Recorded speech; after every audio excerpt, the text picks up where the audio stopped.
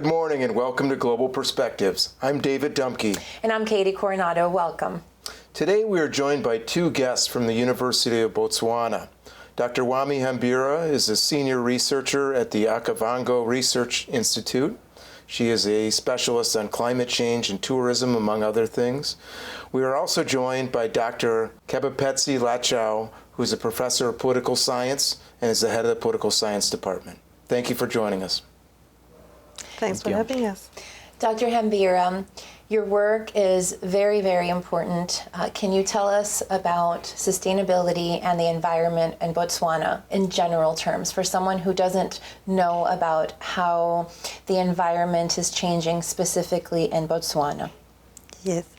Botswana is one of the countries that are endowed with natural resources.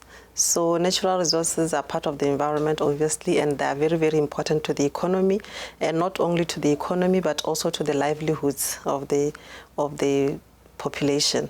So the natural resources such as wildlife are in abundance. They form the backbone of the tourism industry, and the tourism industry is the second largest revenue earner in the country. So the environment really is what the economy of Botswana is all about. So sustainability comes naturally for the country. The conservation efforts come naturally because they know the importance of these natural resources. Hence, the country is a party to a number of multilateral agreements. We have the Convention of Biodiversity, we have the Convention on Wetlands, we have the United Nations Convention on Climate Change. So the country is party to all these conventions because the environment and natural resources play a very important role. Yeah. Botswana has been described as a progressive country, and you're talking about some of the environmental policies that the government has embraced. So I wanted to ask you, Doctor, Botswana is also known as a beacon of political stability in Africa. What are some of the key pillars to Botswana's success? Oh, thank you. I should start off by pointing out that Botswana is the oldest multi-party democracy in the African continent. Democracy has been in place since attainment of independence in 1966. Unlike other countries, post-independence, democracy was never outlawed. Elections are held every 5 years, and we don't think democracy will collapse in the near future. But one of the factors that have contributed to Botswana's ability to maintain democratic politics, I think, is the democratic culture amongst the people. The culture of democracy is ingrained in the culture of the people. Because in the olden days, before the advent of multi-party politics, political authority resided with traditional authorities. There is something called the Khotla, which is the village assembly. People would gather there, more like the Athenians would gather in Greece, and they would decide public policies, make laws, but the village assembly operated on the basis of freedom of expression. Everyone in attendance was allowed to participate and say what they wanted to say freely. It also operated on the basis of political tolerance, where everyone was allowed to speak regardless of the views that they hold.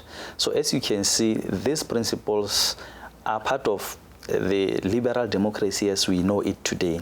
So democracy has always existed amongst the Botswana people, and that is why they have been able to maintain democratic politics contrary to other societies, other countries in the African continent. Of course, the role of leadership was also important because the first president and his successor were people who believed in democratic politics. I think the fact that they are the founding leaders was also central in the sense that without their support, without their goodwill, maybe democracy would have not been supported. But because they believed in it, they supported it, and it has been practiced from then to the present day. Of course, democracy is a process.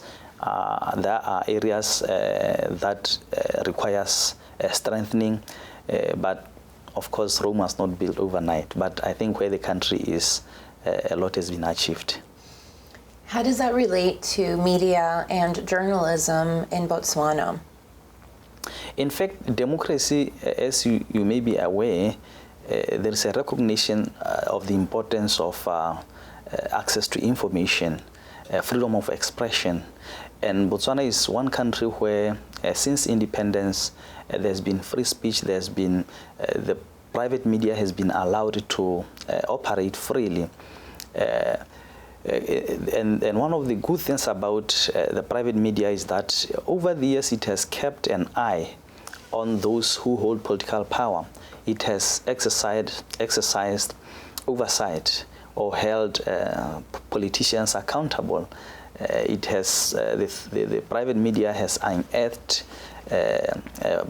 corruption scandals. It has done a good job in terms of public education to the population and the like. And I think it is very important that private media, journalism, freedom of expression, we find a way of continuing to practice and ensure that these principles are ingrained forever, because they are very, very important. Economic stability and political stability often go hand in hand, and I wanted to ask how Botswana has done through the COVID period. I know that tourism is you just were mentioning, is the second biggest economic engine in the country. How badly was that damaged? And these something like that, of that nature, or like the HIV/AIDS crisis, how much of a threat is that to democracy? So I think I'd like to start with the question on the impact of tourism then. Okay. Yes, thank you for that question, David. Yes, tourism, like I said, is very, very important to the country. It's the second highest income earner. So we receive lots and lots of tourists every year. They come in millions. So immediately COVID hit, the borders were closed. There were travel restrictions. Nobody wanted to travel anymore. So that had an impact on the sector. So in our country, we depend more on the international tourists than the local tourists. So you can imagine, once the borders were closed, it means that we didn't receive any more people coming into the country. So that was a huge blow, especially to the small, micro, medium tourism entities, because most of them, they operate from rented facilities. Some of them had loans. Some of them could not even keep their staff. So it was really hard. Some of them have closed shop completely. They haven't been able to recover, even as the borders have begun to open slowly lately. So it was really hard. People have lost their jobs. Yeah, so really also tourism, remember, from the point of view of Botswana, it's mostly, we can say it's a CBNRM effort, a community-based effort. So most of the communities, they rely on tourism. So they come into joint ventures with international companies as well. So as they could lose those joint ventures when it comes to maybe the hunting safaris. So all those things were also cancelled. So one of the impacts also of cancellation of bookings meant that they had to, the companies had to refund the tourists. So it was really a disaster, if I may call it that. Yeah. Absolutely. Yes. In a properly functioning democracy, the legitimacy of government is derived from its ability to meet the expectations of society in terms of development. And for the government to be able to do that, it requires an economy that is functional, an economy that is able to create opportunities and resources required for development. And once the government is able to build schools, infrastructure, provide security and the like, its right to rule or legitimacy is strengthened. But you can see that this depends on the economy. Therefore, you need the economy to function for political stability to be there. If the economy is not performing, chances are that there will be political instability, because the government will now not be able to provide what the society expects. It will not be able to provide utilities, education, health, security, and the like. So, in a nutshell, I think it is important for this already a realization that we have a mono economy that is dependent on natural resources, particularly diamond. Of course, there is an effort to try and diversify into tourism and other sectors. But I think there's a bit of work to be done as far as diversification is concerned, because that is the only way to ensure that political stability can be guaranteed forever. The government needs to have money, economic muscle, for it to be able to meet societal expectation and in the process guarantee political stability. You mentioned the diamond industry, and I am curious, can you relate the diamond industry today to sustainability efforts? Is there a correlation there, and what is the government doing, or how are you educating the community about that? Yes, diamond is a natural resource as well, but it is non-renewable, so it means that it will not last forever. So government is obliged to come up with other alternatives in terms of diversifying the economy. So that's where tourism come in, and other, like agriculture, it needs to be also revamped so that we don't heavily rely on diamonds only. So in terms of sustainability, sustainable development is all about trying to balance all the environmental or conservation as well as the equity in terms of what trickles down to the societies as well as the economy. So we want, it's an ideal situation where you balance the economic growth with social equity as well as conserving the environment. So that's what sustainability is all about. Whether we are able to strike that balance is another issue, but that's what sustainable development is all about. Yeah. So, Doctor, I wanted to ask about the relations between Botswana and its neighbors. What is the status of those relations, and is there coordination in education, foreign affairs, or in environment, climate change issues? Okay, thank you. At the time of Botswana's independence, it was the only democratic country in that region.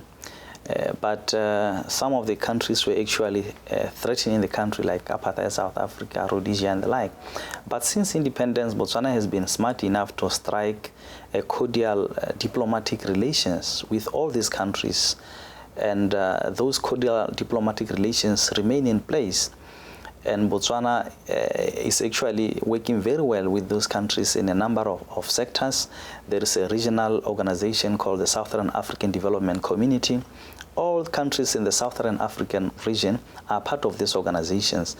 And I would say the relations between Botswana and this country are bilateral, but also multilateral in the sense that they are coordinated at that level of regional organization. And there is actually collaboration in a number of sectors, on the economy, on politics, on education, on water development, electricity, agriculture, tourism. I think a lot has been achieved, and the Botswana and those countries, I think, are reaping the benefits of working together. And it's something that I think should be celebrated and should be strengthened going into the future. When it comes to, you had something to say as well, yes? Yes, from the environment and natural resource point of view, Botswana also does not have any choice but to work well with other countries. For example, the Okavango Delta, which is a very important tourism attraction in the country, it originates from Angola and then goes through Namibia. And then that's when the Delta comes into Botswana. So there is no way that it cannot talk with other countries, because what happens in Angola can have its impacts on downstream or in the Delta. So Botswana is part of these cross-border entities, like what is called OCACOM, the Okavango Commission, where the three countries, they have agreements on how the water resources can be used in such that no country is disadvantaged. So it's not only about the Okavango Delta, even the Limpopo is shared with Zimbabwe and Mozambique. So natural resources, some of them, there's no way in which we can say I can behave as an island, as a country. You have to work with other countries. You have to have cordial relations with other countries. And to add on to what she just said, the other reality is that Botswana is a completely landlocked country, completely surrounded by other countries. It doesn't have access to the sea. For it to diversify its economy, it has to export what it produces.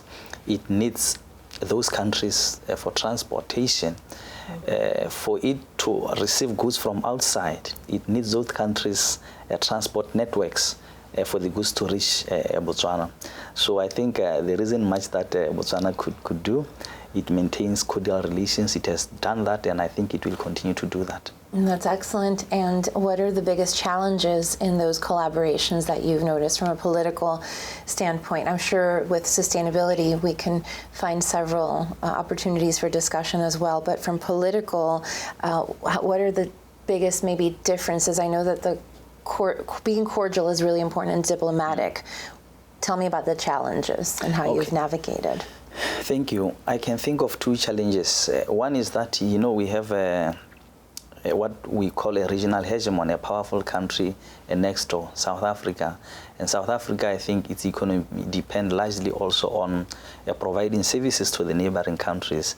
So in some instances, there are times when South Africa is opposed to attempts by its neighbors to develop their own infrastructure because it wants these countries to continue depending on it because it benefits from that. If Botswana was to construct, for instance, its rail lines that go to Namibia or Mozambique, that will mean that the rail link that links Botswana and South Africa become obsolete. It's not necessary anymore, and that is going to affect the South African economy. And like in other parts of the world, the other challenge that I can think of is that, there's a problem of free riding by some countries. You wish you agree on something as neighbors, but sometimes you agree, but when it comes to implementation, there will be countries that are not forthcoming in terms of putting their contribution on the table, and that has happened, and it's a challenge that I think has been there and is still there as we speak. We don't know how to resolve it, but maybe all other countries is a reality that they have to deal with, free riding. There's been some concern from Washington about China's growing influence in Botswana, so I wondered if we could ask you both a little to talk about, is that real or is that something that's being imagined largely in Washington's mind? And if the Chinese influence is growing, what are some of the positive and negative effects of that? Oh, okay. Thank you, David. I think there are both positives and negatives to China's growing influence. Perhaps the positive is that through relations with China, Botswana is able to get access to loans and development assistance that it needs to build infrastructure. Of course, it does the same with, it has the same arrangements with other countries. It gets loans and the like for building roads, dams, and the like. That's a good thing because without China, without other countries, Botswana would struggle to get that finances that it needs. But then, of course, one of the negatives is that in the African continent, including Botswana, the relations have been characterized by some level of, I would say, bad governance, in the sense that, China's foreign policy, one of the principles is non-interference. So the Chinese don't care what happens. If there is corruption, if there is some form of corruption, bad governance, they don't pay much attention into that. They are only interested in achieving what they want. That can be a bad thing in the long run, especially if you don't have a government in place or structures or institution in place that can counter corruption. That's, I think, something that is negative. The other negative thing is the fact that as much as China brings money and resources, but there is no skills transfer, because China brings everything, brings its workers, it brings its technical people and the like. So that doesn't empower the local people, and I think that is something that is not good Is at there all. backlash because of that? No, there isn't much, but we are seeing in the papers, in the media, that once in a while there's tension between government and China, because some of the things that China would be doing would actually be contravening established policy, that we deal with people who we want to empower our people, we deal with people who we want to observe our rules, laws, and the like. You mentioned that you've seen it on the news or on media, that there have been interactions between the government and maybe Chinese leaders or officials who are there. Are your people in Botswana being encouraged to learn Mandarin to be able to communicate, or is everything done mostly in English? Do you see more of an influence in leadership? So those are two questions, sorry. But the first one is the language. Do you see changes? Do you see more people wanting to learn each other's languages? And the other, because communication is key, right, when you're getting into these leadership roles. And the other question is, do you see more Chinese officials in leadership roles there? Actually, I should point up front that in Botswana, the language of government is English language. Mm-hmm. The university, the government, we use English language. We are a former British colony. But I also want to point out that in recent years, at the University of Botswana, like in other African countries, a Confucius Institute has been established. And one of the things that it does is to teach English language to people of Botswana who may be interested in learning Chinese language. I don't know how it is doing, but there are a lot of people doing business in China, buying stuff from China. So it is in their interest to learn Chinese for their own survival while they are there. Not only that, there are also some automated teller machines, so you get money which dispense Chinese currency, maybe to demonstrate the extent to trade between China and Botswana is growing.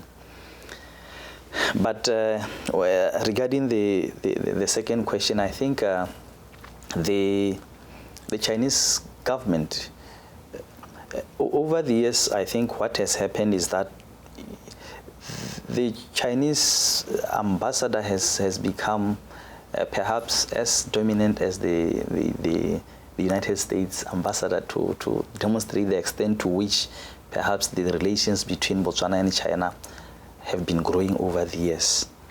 But this is not to say that China is the most influential foreign power doing business with Botswana, but I think its influence is growing. Fascinating topic. I want to turn back to another important global topic, and this is one where China has received criticism on its environmental policies. I want to talk to Dr. Hambira a little about what are Botswana's biggest challenges when looking at climate change going forward, and you were mentioning earlier there has been a political will to make progressive decisions in these areas. Do you see any likelihood that would change? Yes, the major challenge with climate change is putting in place adaptation measures and making communities more resilient. That will be the major challenge, because it requires funding, it requires subsidizing them in terms of how they should water their livestock and stuff like that. So that will be the major challenge, that do we have the capacity, do we have the institutional capacity to really come up with appropriate adaptation and mitigation measures so that we empower communities to be more resilient, because it requires a lot of money.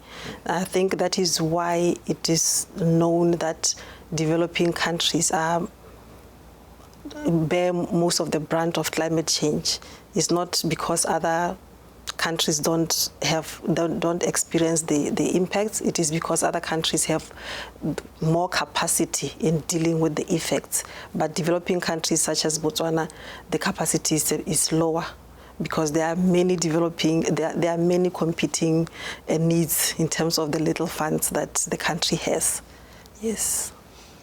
We only have about a minute left, but I wanted to ask both of you if we wanted to tell something about Botswana, to leave a few ideas about Botswana for our audience in Central Florida, what would that be?